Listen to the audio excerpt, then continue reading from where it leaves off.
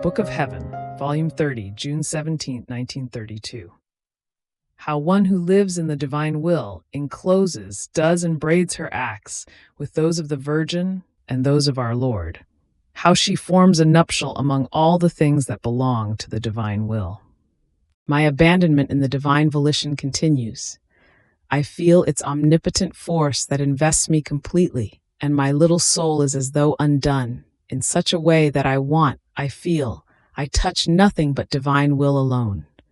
And if some little cloud invests my mind, its divine light immediately, almost without giving me time, inundates me and puts it to flight for me. And I throw myself either into the arms of my celestial Mama as my refuge, or into the arms of my most sweet Jesus, to find again my dear life. And I pray, now one, now the other, to enclose me in between their acts, that I may be safe and defended from everything and from everyone. But while I was thinking of this and other things, my highest good Jesus, clasping me in his arms, told me, "Blessed daughter, my acts and those of my Queen Mama, our love, our sanctity, are in act of continuous waiting to enclose your acts in between our own, so as to give them the shape of our acts, and place the seal of our own upon your acts. In fact, you must know that the acts of the Sovereign of Heaven are braided with my acts. Therefore they are inseparable, and one who lives in our divine volition comes to operate in the middle of our braiding. And her acts remain enclosed in between our acts, which keep them in custody as triumph and works of the Holy Fiat. Nothing enters into our acts if it is not a birth from it. See then, where the sanctity of one who lives in our will is formed, in the middle of our sanctity, she loves in the center of our love and operates in the midst of our works. So one who operates in our will feel, as though in her nature, the inseparability, she from our acts, and we form her own. Just as the light is inseparable from the heat, and the heat from the light. And therefore they are our continuous triumph, our glory, our victory over the human will. They are our divine properties, which we form in her, and she forms in us. The human will and the divine will kiss each other continuously. They fuse together, and God carries out his life in the creature, and she carries out her life in God. Furthermore, for the creature who lives in my will, there is nothing that belongs to my fiat over which she does not acquire her rights. Right over the divine being, right over her celestial Mama, over the angels, over the saints, right over the heavens, over the sun, over the whole creation. And God, the Virgin, and everyone acquire the right over her. It happens as when two young spouses unite themselves together with an indissoluble bond, such that, on both sides, they acquire the right over their very persons, and over everything that belongs to both, a right which no one can take away from them. The same for one who lives in our will. She forms the new, true, real marriage with the Supreme Being, and with it, a nuptial is formed with everything that belongs to him. Oh, how beautiful it is to see this creature espoused to all, the dear, the favorite, the beloved of all. And with right, everyone wants her. They yearn to enjoy her and to keep her together with them.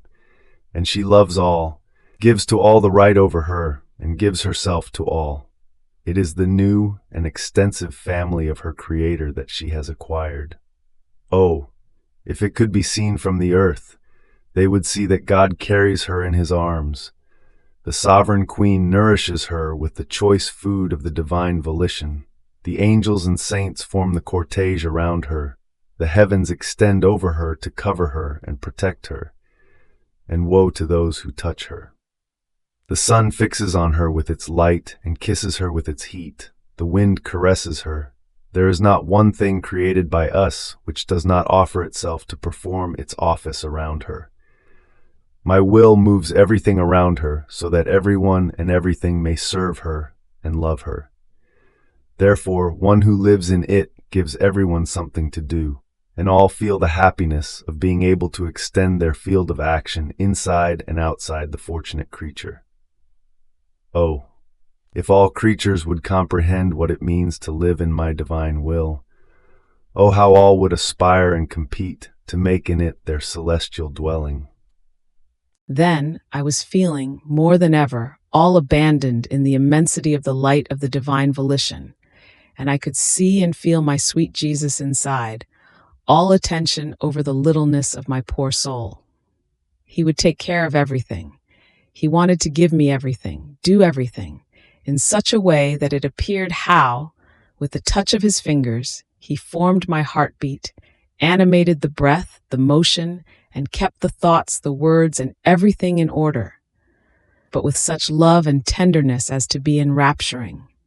And blessed Jesus, seeing me surprised, told me, My little daughter, do not be surprised at my many attentions and loving tendernesses that I do inside and outside of you. You must know that in the soul in whom my divine will reigns, I serve myself. Therefore, for the decorum of my divinity and sanctity, I lend my own acts as if they were for my own life.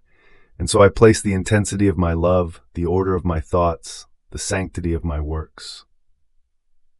And in seeing the docility of the creature offering herself like a daughter to receive the offices of her father, his loving tendernesses, the life of the father in his daughter, oh, how happy and honored I feel to serve her.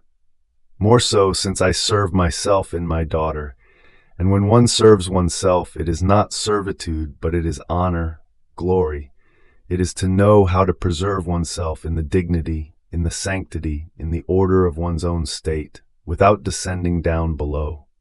Servitude begins when one serves other people, but to serve oneself is to maintain the height of one's state. Besides, there where my divine will reigns, it is my interest that everything the creature does be acts worthy of it, and that they be a birth from my own acts.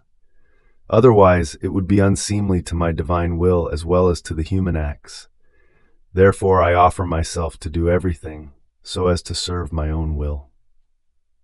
In addition to this, while I continued my abandonment in the arms of Jesus, he added, Blessed daughter, my humanity so loved the human family that I carried it, and still carry it, inside my heart and clasped in my arms, and each pain, work, prayer that I did were new bonds of union between me and them. So the whole of my being and everything I did ran and ran like a mighty torrent toward each creature, and melting into love it constituted itself bond of union, of love, of sanctity, of defense, which, forming arcane voices of penetrating, passionate, delirious love, said to each one of them, I love you, my children, I love you very much, and I want to be loved. My humanity reordered and established the true union between creator and creature, and bound them all among themselves, like members united to the head, and I myself constituted myself head of the whole human family. Therefore, virtue possesses, of its own, the binding force to bind oneself to God. Not only this, but to bind oneself to the creatures, in such a way that for one who exercises patience, her patience is bound, then, to all those who have patience, and disposes others to have patience. In the same way, those who are obedient, humble, charitable, form the different categories in my church. What to tell you then of the most extensive bonds that one who does and lives in my divine will forms? Since she is present both in heaven and on earth, she establishes her bonds everywhere. With her acts she binds heaven and earth and calls everyone to live of divine will. Fiat.